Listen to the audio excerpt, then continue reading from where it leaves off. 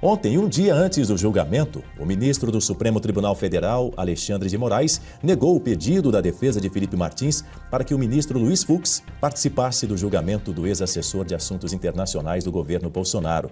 Felipe Martins responde por acusações, como eu disse há pouco, ligadas a essa suposta tentativa de golpe de Estado, e o julgamento dele vai começar, portanto, daqui a pouquinho, a partir das 9 horas da manhã. A gente vai trazer mais detalhes ainda aqui no Jornal da Oeste, primeira edição, logo no início da transmissão também, para você que nos acompanha. Mas, voltando ao assunto, Berenice, segundo Moraes, os argumentos da defesa são, abre aspas, meramente protelatórios e não há qualquer previsão legal ou regimental que permita a participação de um ministro da segunda turma num processo julgado pela primeira. O ministro afirmou que a composição atual da primeira turma está regular e que o julgamento não viola os princípios do juiz natural, da colegialidade ou da isonomia. A defesa tentou incluir o ministro Luiz Fux no julgamento, dizendo que ele já tinha participado de outros casos ligados ao mesmo processo. Também pediu o adiamento do julgamento, uma sustentação oral só sobre esse tema e uma manifestação prévia da Procuradoria-Geral da República, mas Moraes negou todos os pedidos. O ministro do STF autorizou, no entanto, a defesa de Felipe Martins a utilizar material audiovisual durante o julgamento. Essa informação está em destaque no nosso site revistaoeste.com. No entanto, detalhe, na reportagem de Christian Costa, ele traz esse ponto que é muito importante. Ele vetou, o ministro Alexandre de Moraes vetou ao menos 4 itens, sendo um vídeo e 3 imagens. Na avaliação do ministro da Suprema Corte, o conjunto de arquivos tem caráter irrelevante, impertinente ou tumultuário. O advogado Jeffrey Schickini, que atua na defesa de Felipe Martins, se manifestou sobre a decisão de Moraes. Abro aspas, eis a íntegra da publicação no X. O ministro Alexandre de Moraes determinou que modificássemos nossos slides para usarmos amanhã no julgamento de Felipe Martins. Refizemos os slides e reapresentamos. Porém, acabamos de ser intimados de que deveremos excluir a foto de um padre rezando com o presidente Bolsonaro. Isso mesmo, o ministro proibiu que mostremos uma foto de um padre. E por que essa foto é importante para nós? Porque a PF afirma que o padre da imagem esteve com Felipe Martins visitando Bolsonaro para tratar de uma suposta minuta golpista. Na foto, porém, o que se vê é apenas o padre rezando pela saúde do presidente e nada de golpe. E, mais uma vez, teremos de adaptar o conteúdo probatório da nossa defesa seguindo os critérios do julgador. Fecha aspas. Quero te ouvir, Berenice Leite, ainda sobre esse assunto, mas antes eu quero ouvir uma sonora que nós separamos sobre esse assunto. Nós temos aí, produção?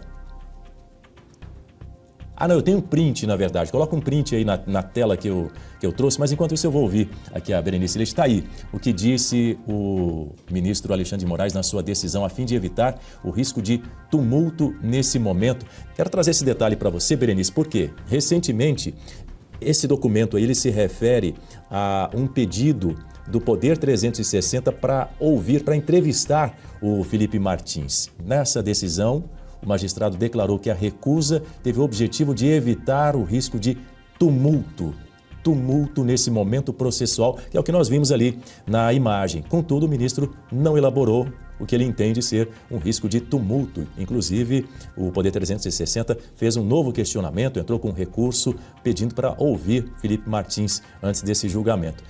Será que a falta de fundamentação para recusar essa solicitação de um veículo de comunicação, poderia ser qualquer outro veículo, inclusive a Oeste, será que isso enfraquece a argumentação do juiz na sua avaliação? Como é que isso foi visto aí em Brasília, Berenice?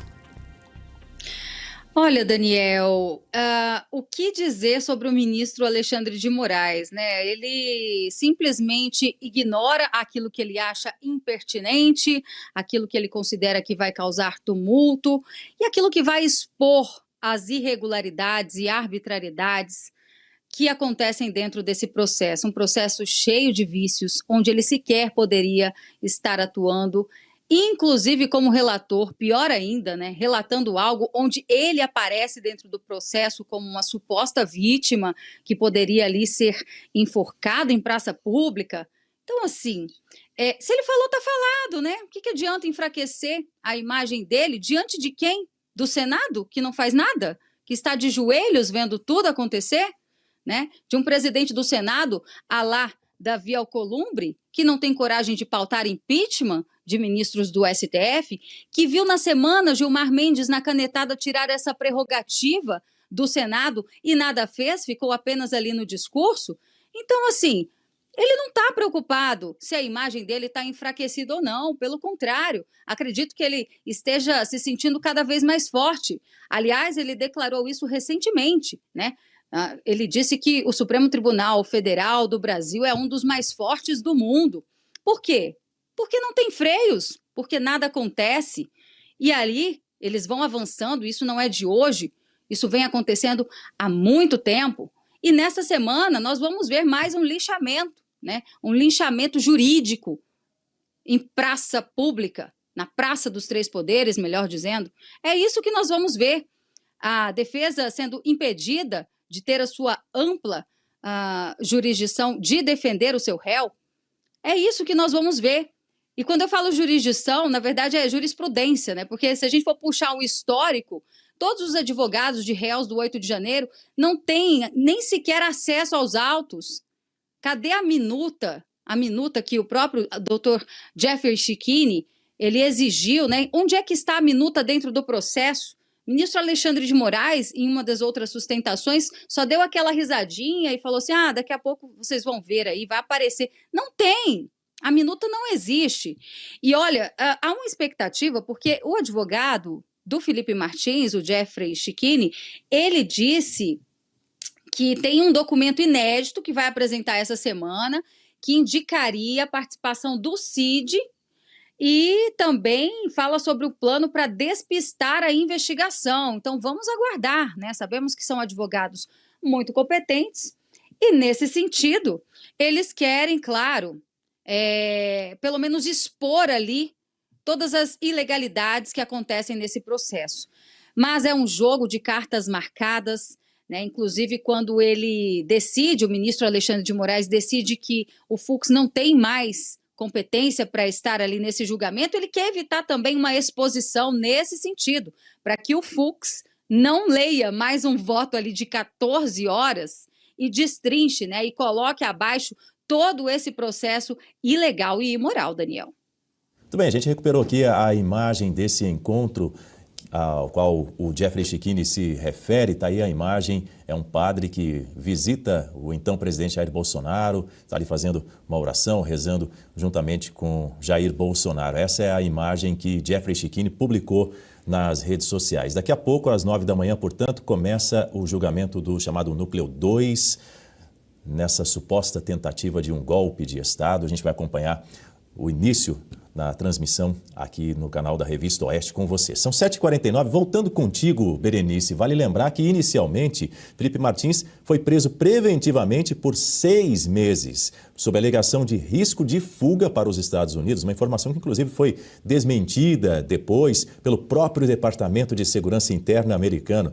A prisão foi revogada, mas ele, evidentemente, cumpre medidas cautelares, eu diria muito rigorosas, usando tornozeleira eletrônica, recolhimento noturno e também aos fins de semana, além de proibição de usar redes sociais. E detalhe, como a gente disse há pouco, dar entrevistas, como a gente disse, a respeito do Poder 360 ou contactar outros investigados. Pois é, o caso do Felipe Martins, Daniel, vamos lembrar que ele poderia ser o perfil do Mauro Cid, né? Tenente-Coronel Mauro Cid, porque foi assessor do ex-presidente Jair Bolsonaro também, muito próximo, assessor de assuntos internacionais, foi preso injustamente, mais do que comprovado ali, até pela sua geolocalização, de que ele nunca teria saído do país. No entanto, uma reportagem de Guilherme Amado foi base para que a Polícia Federal o prendesse.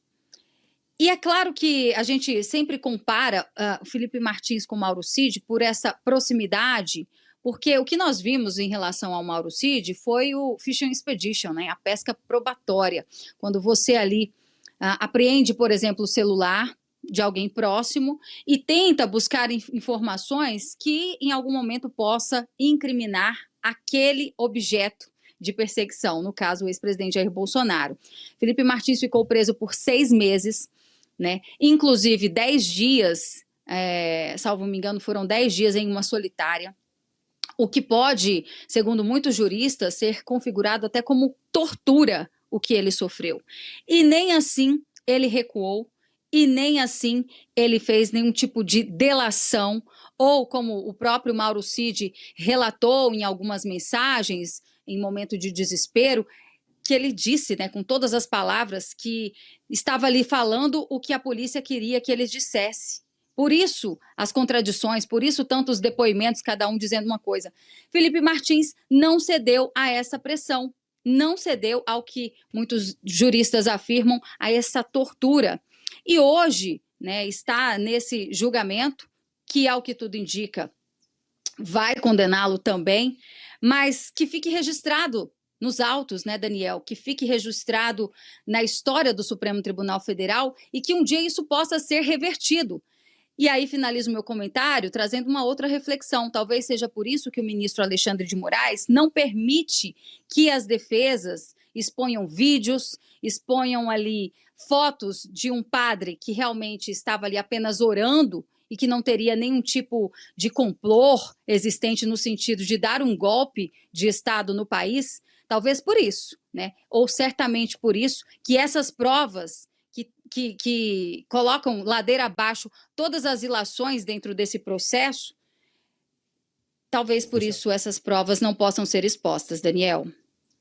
Tudo bem, Berenice Leite, direto de Brasília. Mais uma vez nós exibimos aí a imagem do padre que visitou Jair Bolsonaro. Na ocasião ele estaria em companhia de Felipe Martins, mas veja só, a imagem é essa, o padre está ali, mãos juntas ou impondo as mãos, na verdade, sobre Jair Bolsonaro e rezando, fazendo uma oração. Nós já temos a Guta Pini chegando conosco, se juntando a nós aqui no Jornal da Oeste, primeira edição. Bom dia, Guta, seja muito bem-vinda.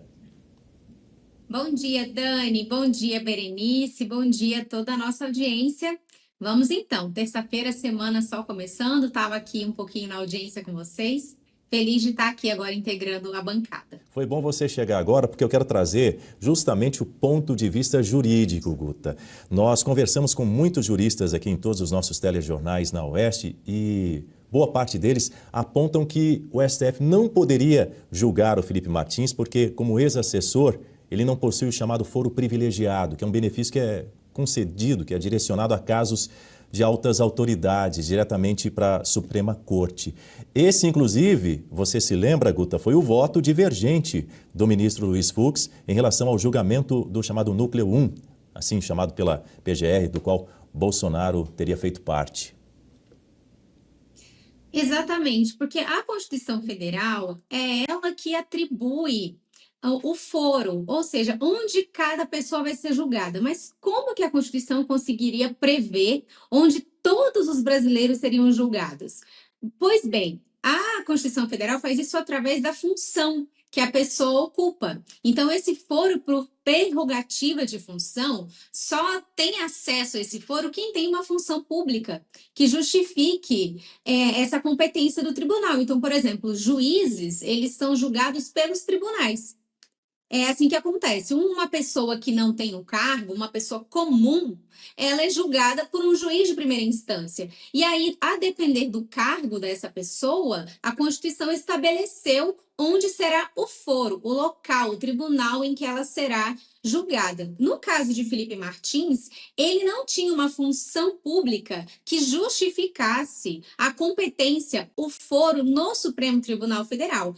Além disso, nem o próprio presidente Bolsonaro tinha o foro para ser julgado no Supremo, porque ele não era mais presidente. É só a gente lembrar do Luiz Inácio, que foi julgado pela primeira instância, foi julgado pelo juiz Sérgio Moro, porque na época em que se descobriram todos os desvios da Lava Jato, a corrupção da Lava Jato, da Petrobras, enfim, de toda aquela corrupção e lavagem de dinheiro, ele não era mais presidente, então ele não tinha mais a função pública de presidente da República. Por isso, o seu processo correu na primeira instância. O que não aconteceu com Jair Bolsonaro, por conta de uma mudança de entendimento no Supremo Tribunal Federal, e a gente pode especular que já era justamente pensando que esse processo iria acontecer, então mudaram o entendimento para que ex-mandatários ainda fossem julgados pelo Supremo. Mas ainda que assim o fosse, ele deveria ter sido julgado pelo plenário e não por uma turma. Porque, enfim, se o foro é o Supremo Tribunal Federal, seria o plenário e não uma turma. Ainda mais no caso de um ex-presidente da República. Então, você imagine um assessor do presidente, que era o Felipe Martins. Não tem nenhuma justificativa para que ele fosse julgado, está sendo julgado pelo Supremo Tribunal Federal. Isso é uma regra, Dani, de competência constitucional.